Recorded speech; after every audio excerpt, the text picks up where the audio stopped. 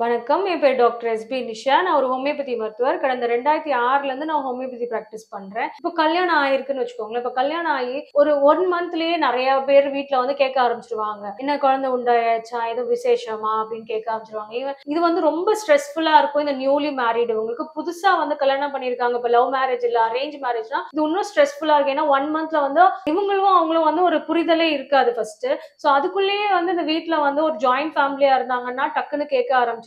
இந்த ஃபுட்ஸ் எல்லாம் அவாய்ட் பண்ணுங்க. சோ அப்பதான் வந்து சீக்கிரமா வந்து குழந்தை உண்டாகும். சோ ஃபர்ஸ்ட் மேரேஜ் ஆன உடனேயே அந்த பிரஷரை வந்து ஃபர்ஸ்ட் நியூலி மேரிட் பீப்புளுக்கு நம்ம கொடுக்கவே கூடாது. சோ வந்து ஒரு 3 மந்த்ஸ் அந்த மாதிரி ஆனாலும் கேட்க ஆரம்பிச்சிருவாங்க. ஒரு 6 மந்த்ஸ் ஆனாலும் கேட்க ஆரம்பிச்சிருவாங்க. இவங்க வந்து கொஞ்சம் பிளான் பண்ணிருப்பாங்க. ஹஸ்பண்ட் ஒய்ஃப் கொஞ்சம் பிளான் பண்ணிருப்பாங்க. நம்ம வந்து கொஞ்சம் வந்து டிலே பண்ணுவோம். நியூலி மேரிடு நம்மளுக்கு வந்து இப்பதான் புதுசா கல்யாணம் ஆயிருக்கு, அரேஞ்ச் மேரேஜ் அப்படின்றனால நம்ம வந்து கொஞ்சம் டைம் ஸ்பெண்ட் பண்ணணும் அப்படின்னு நினைப்பாங்க. சோ டைம் ஸ்பெண்ட் பண்ணணும், புரிஞ்சுக்கணும். அதுக்கப்புறம் தான் வந்து குழந்தைங்கன்ற மாதிரி ஒரு இதுல இருக்கும். எக்ஸ்டர்னலா பிரஷர் வந்து அம்மா அப்பாவோ, மாமனார் மாமியாரோ, ஃப்ரெண்ட்ஸோ இந்த மாதிரி நிறைய வந்து ஒரு ஒரு ஃபங்க்ஷன் அட்டென்ட் பண்றாங்கன்னா இந்த பிரஷர்ஸ் எல்லாம் நிறைய வரும் அவங்களுக்கு. சோ இதெல்லாம் வந்து ஹேண்டில் பண்ணணும் அப்படின்னா அவங்க வந்து ஃபர்ஸ்ட் வந்து மன ரீதியா வந்து இந்த நியூலி மேரிட் கப்புள் வந்து ஃபர்ஸ்ட் ஃபிட்டா இருக்கணும். சோ நீங்க வந்து இதுல வந்து ஸ்ட்ராங்கா இருக்கணும். ஓகே, எனக்கு வந்து இத்தனை மந்த்ஸ் கழிச்சு தான் நாங்க வந்து ட்ரை பண்ண போறோம், 1 இயர் கழிச்சு தான் ட்ரை பண்ண போறோம்னா அதுல வந்து ஸ்ட்ராங்கா இருக்கணும். அதுல வந்து நீங்க வந்து அந்த ஹஸ்பண்ட்ஸ் வந்து ரொம்ப சப்போர்ட்டிவா இருக்கணும் ஃபார் த ஃபீமேல்ஸ். இப்படி அவங்களுக்கு எதுவும் கொஸ்டின் வந்து யூஸ்வலா வந்து ஃபீமேல்ஸ்க்கு தான் யூஸ்வலா கேட்பாங்க. அவங்க கிட்ட தான் கேள்வி கேட்பாங்க நிறைய பேர். சோ அந்த மாதிரி கேள்வி கேட்டாங்கன்னா அதுக்கு முன்னாடியே வந்து இந்த மாதிரி எல்லாம் யாரும் கேட்காதீங்கன்னு நீங்களும் வந்து சொல்லலாம். அவங்க அப்பா அம்மா கிட்ட, அதாவது அந்த பொண்ணோட மாமனார் மாமியார் கிட்ட வந்து அவங்க ஃபர்ஸ்டே வந்து அந்த பையன் வந்து அவங்க அப்பா மட்டும் சொல்லி வைக்கல, அந்த மாதிரி நீங்க எதுவும் கேட்காதீங்க, அந்த மாதிரி நீங்க வந்து சொல்லி வச்சீங்கன்னா இவங்களுக்கு வந்து இன்னும் சப்போர்ட்டிவா இருக்கும். என்ன ஆகுதுன்னா இந்த மாதிரி ஃபர்ஸ்ட் ரொம்ப சீக்கிரமான எக்ஸ்பெக்டேஷன்ஸ் இருக்கு. இப்ப அடுத்தடுத்து அவங்க ஃபேமிலில வந்து கல்யாணம் ஆகுது, பிரதர்ஸ் இல்லாட்டி சிஸ்டர்ஸ்க்கு கல்யாணம் ஆகுதுன்னா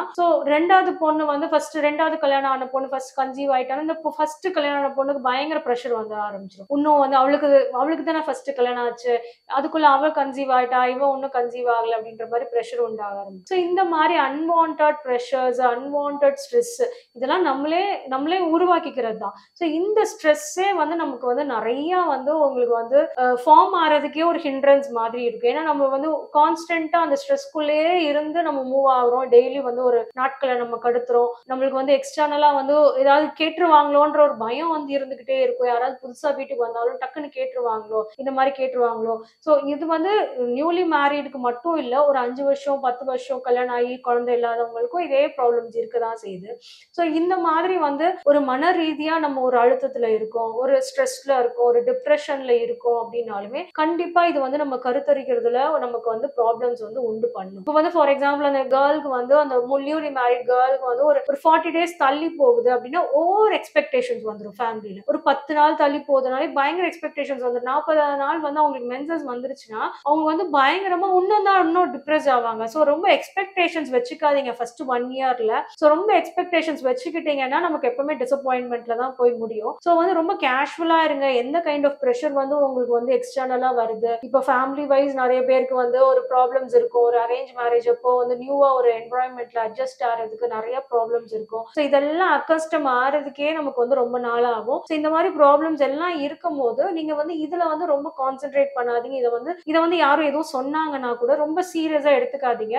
நீங்க வந்து எப்படி வந்து நீங்க வந்து ஃபர்ஸ்ட் அதை வந்து ஹேண்டில் பண்ணணும்ன்றத ஃபர்ஸ்டே வந்து நீங்க முடிவு பண்ணிடுங்க. இல்ல நாங்க வந்து 1 இயர்க்கு வந்து நாங்க வந்து பிளான் பண்ணல இது வரைக்கும் அப்படின்றத ஃபர்ஸ்டே நீங்க வந்து தெளிவா வந்து சொல்லிடுங்க. ஸோ சொல்லிட்டீங்கன்னா ஃபர்ஸ்ட் வந்து உங்களுக்கு எக்ஸ்டர்னலா வந்து நம்ம ப்ரெஷர் வந்து உண்டாகாது. ஸோ எப்போ நம்ம வந்து ட்ரீட்மெண்ட் வந்து சப்போஸ் நம்மளுக்கு வந்து 1 இயர் நீங்க வந்து பிளான் பண்ணிருக்கீங்க, பிளான் பண்ணல பட் ஆனாலும் வந்து எந்த கைண்ட் ஆஃப் வந்து ஒரு அன்ப்ரொடெக்டட் செக்ஸ் தான் வச்சிருக்கீங்க, காண்டம்ஸோ நீங்க இன்ட்ரான்ட்ரைன் டிவைஸ் ஆன காப்பர்ட்டி இந்த மாதிரி எதுவுமே யூஸ் பண்ணல பட் ஆனாலும் நீங்க வந்து ஹாப்பியா தான் இருக்கீங்க, எல்லாமே வந்து கரெக்டா தான் போயிட்டு இருக்கு, ஆனாலும் கன்சீவ் ஆகல அப்படின்னு நினைச்சீங்கன்னா உங்களுக்கு முதல் ஏதாவது ப்ராப்ளம் இருக்கா அப்படின்றத பாருங்க. தைராய்டு நமக்கு ஏற்கனவே மாத்திரை சாப்பிட்டுட்டு இருக்கோமா, இல்ல பிசிஓடி நமக்கு ஏற்கனவே வந்து டயக்னோஸ் பண்ணியிருக்கா. இது மாதிரி கல்யாணம் பண்றதுக்கு முன்னாடி நிறைய பேர் வந்து பிசிஓடில ட்ரீட்மெண்ட் எடுக்கிறாங்க நிறைய கிட்ஸ். ஸோ அந்த மாதிரி வந்து நமக்கு ப்ராப்ளம்ஸ் இருக்கா அப்படின்னு நீங்க நினைச்சீங்க இருக்கு அப்படின்னு நினைச்சீங்கன்னா நீங்க வந்து அப்போ வந்து அதுக்கேற்ற மாதிரி நீங்க ட்ரீட்மெண்ட் போகலாம். உங்களோட தைராய்டு லெவல்ஸ் வந்து நார்மலா இருக்கான்னு பார்க்கலாம். உங்களுக்கு பிசிஓடி வந்து எந்த அளவுக்கு இருக்கு, நார்மலா தான் இருக்கா, கம்மியா இருக்கா, அதே லெவல்ல தான் இருக்கா முன்னாடி எடுத்ததுக்கு. ஸோ அந்த மாதிரி ரிப்போர்ட்ஸ் வந்து நீங்க கம்பேர் பண்ணி பார்க்கலாம் ஆஃப்டர் மேரேஜ். ஸோ மென்சஸ் வந்து ரெகுலரா வருதா,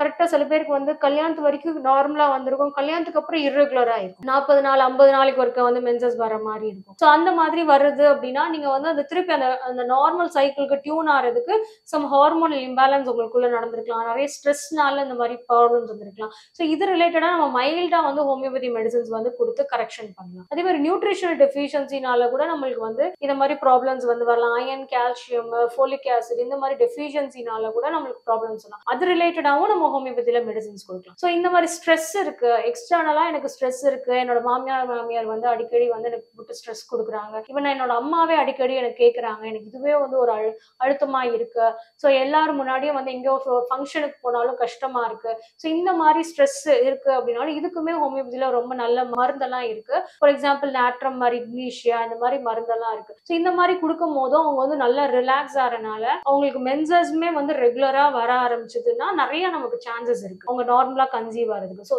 மென்சஸ்ல ஏதாவது இர்ரெகுலாரிட்டி இருக்கா, ஸோ நார்மலா அவங்களுக்கு வந்து 28 நாள் 30 நாளுக்குள்ள வருதா, இதுல வந்து ரொம்ப சீக்கிரம் வருதுனாலும் அதுவும் அப்படியும் வரக்கூடாது, ரொம்ப லேட்டா ஒரு 40 நாள் 50 நாள் அந்த மாதிரியும் தள்ளியும் போகக்கூடாது. ஸோ இந்த மாதிரியும் நம்ம பார்க்கணும். ஸோ ஹோமியோபதியில இந்த ஸ்ட்ரெஸ் ரிலேட்டடா நம்மளுக்கு வந்து இந்த கருத்தரிக்கிறதுல ஒரு ப்ராப்ளமா இருக்குன்னா ரொம்ப நல்ல ட்ரீட்மெண்ட் இருக்கு. ஸோ இது ரிலேட்டடா உங்களுக்கு எதுவும் டவுட்ஸ் இருந்ததுன்னா நீங்க கமெண்ட் செக்ஷன்ல கொடுங்க, நான் ரிப்ளை பண்றேன். நன்றி, வணக்கம்.